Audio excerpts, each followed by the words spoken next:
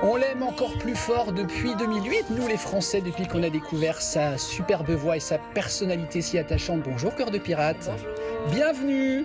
Merci de me recevoir. Mais avec grand plaisir. Bonjour à Camille également, Bonjour. qui est à vos côtés. Alors, vous avez votre nouvel album qui va sortir dans quelques jours, Cœur de Pirate, le 26 septembre. Il s'intitule Cavale. Il y a des petits bijoux sur cet album que j'ai eu la chance de pouvoir écouter. On va y revenir, mais on commence par une nouvelle chronique dans cette émission. N'ayez pas peur, ça fait pas mal. Ça s'appelle du tac au tac, Béatrice. Parfait. 1 minute, je vous pose plein de questions. Ouh là là. Vous répondez vite, spontanément et sincèrement. Ok, parfait. Vous êtes OK ? Je suis prête. Je vois que vous êtes prête.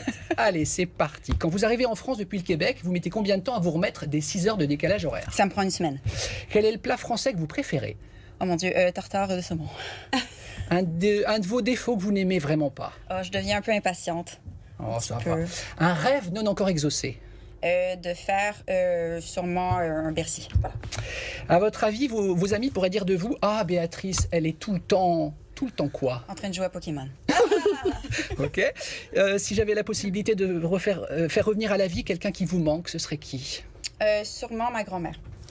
Quand vous avez un coup de mou, c'est quel endroit sur la planète et pourquoi ?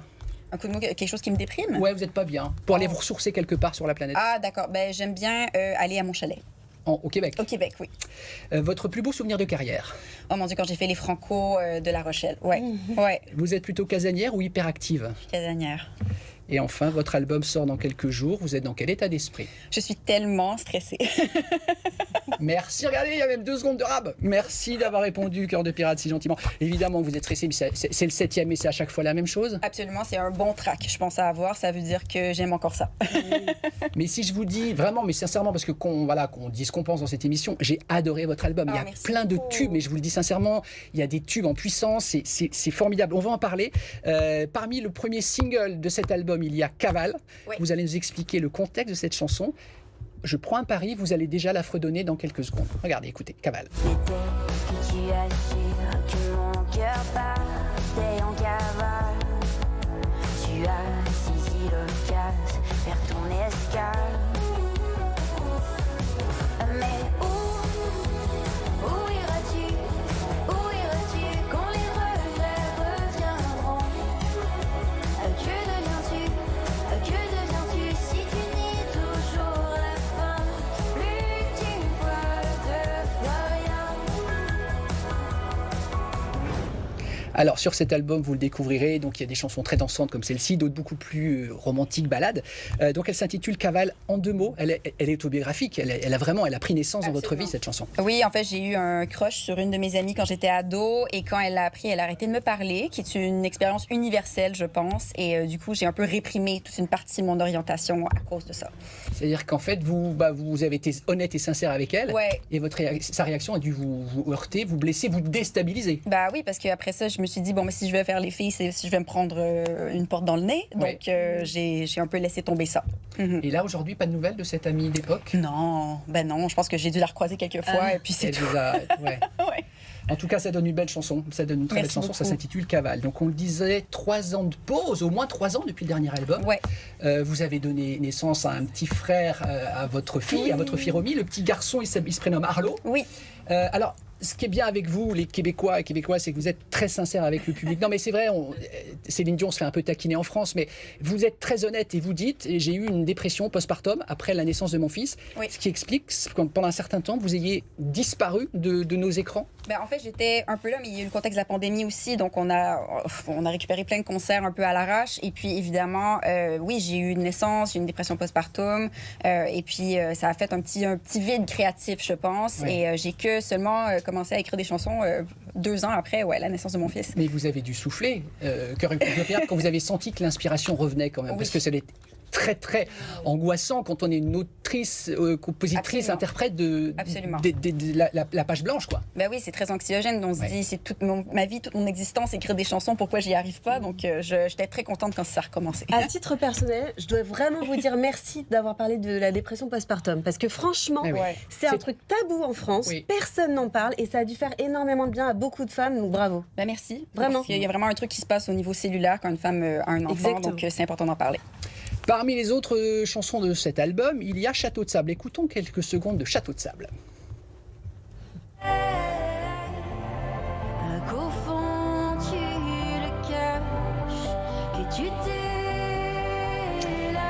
croyez, Cœur de Pirate, au pouvoir cathartique de la création musicale? Ça peut libérer, ça peut faire du bien, ça peut sauver.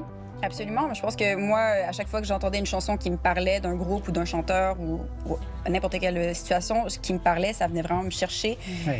et ça m'aidait. Donc, je me suis dit, si moi, j'ai ma part de responsabilité chez les gens, c'est génial, j'ai fait mon métier. Cet album, il est très teinté années 80. Oui.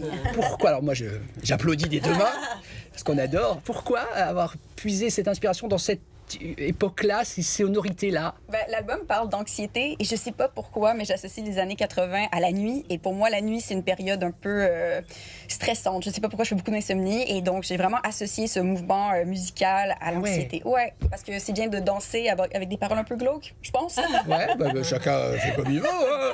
Alors, on a ce matin une exclue pour nos téléspectateurs. Donc, merci à vous, my God. Cœur de Pirate. Voilà, parce qu'il y a Mélancolie, donc le titre Mélancolie sur cet album. Pour l'instant, personne ne l'a entendu. Non. Et on nous a autorisé 15 secondes, 20 secondes. Écoutez Mélancolie. À mon chagrin de vivre l'ivresse de ta magie, des sorts lancés au fil du On le sent, le tube là. Là, on a envie de danser, évidemment. Mélancolie, pareil, votre état d'esprit. Si on doit- Ouais. Non, mais je pense qu'il faut embrasser la mélancolie pour pouvoir grandir. Moi, c'est ce que j'ai essayé de faire avec cet album. Même si les sujets sont très prenants par moments, il y a vraiment un côté libérateur à ces sentiments qui viennent te chercher. Parce qu'il y a la création dans la mélancolie, dans la tristesse. Donc, je suis allée un peu explorer ça. Tout à l'heure, vous disiez que votre petit garçon adorait le titre phare, Cavale.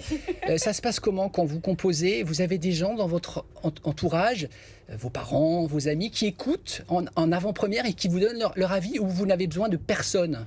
Non, ben, évidemment, mon mari, il entend mes chansons. Ouais. Il me donne son avis, évidemment. Et puis, ben, mes enfants, c'est un bon moteur, non seulement créatif, mais aussi de jugement. Mon fils, il adore Cavale. Il dit chante Où iras-tu? Je sais pas le titre de la chanson, mais c'est parfait. C'est vrai, il a quel âge, votre fils? Il a 3 ans et demi. Ouais. Ouais. Et votre fille, Romy, elle a 12 ans. Elle a 13 ans. 13 ans. Elle vient d'avoir 13 ans. Vous lui sentez des prédispositions pour la musique, pour la chanson? Je pense que ça sent bien. Elle m'a demandé si elle pouvait enregistrer une reprise d'un groupe récemment. C'est Donc, je me dis, ça génial. commence. Peut-être Ouais. avec TikTok, tout ça, Ouais. ça peut le faire. Parce qu'évidemment, elle vous voit composer toute la journée.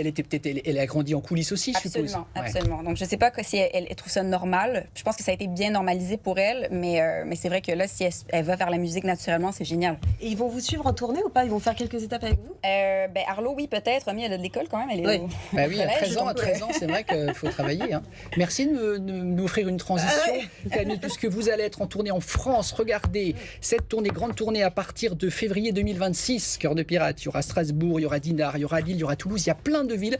Guettez les affiches dans vos villes. Elles passent par chez vous, Cœur de Pirate. Et puis, 12 mars, vous serez à l'Olympia de Paris. Ça reste toujours, je suppose, un événement. Vous paierez un café. Sylvie, vous êtes passée devant la caméra. Sylvie, Cœur de Pirate, Sylvie. Je vous présente l'une à l'autre. Voilà, c'est pas grave. Ça va aller. Oui. Donc je disais que l'Olympia, c'est toujours incontournable. Oui, c'est génial. Je pense que ça va être peut-être ma 4e fois. Je me rappelle plus, mais c'est fou. À chaque fois, je le fais. Je me dis, c'est comme si je le faisais pour la première fois. Et vous pensez à chaque fois à prendre en photo le fronton, les lumières rouges. Absolument, absolument. Il faut. C'est mythique ça, hein, c'est beau. Hein.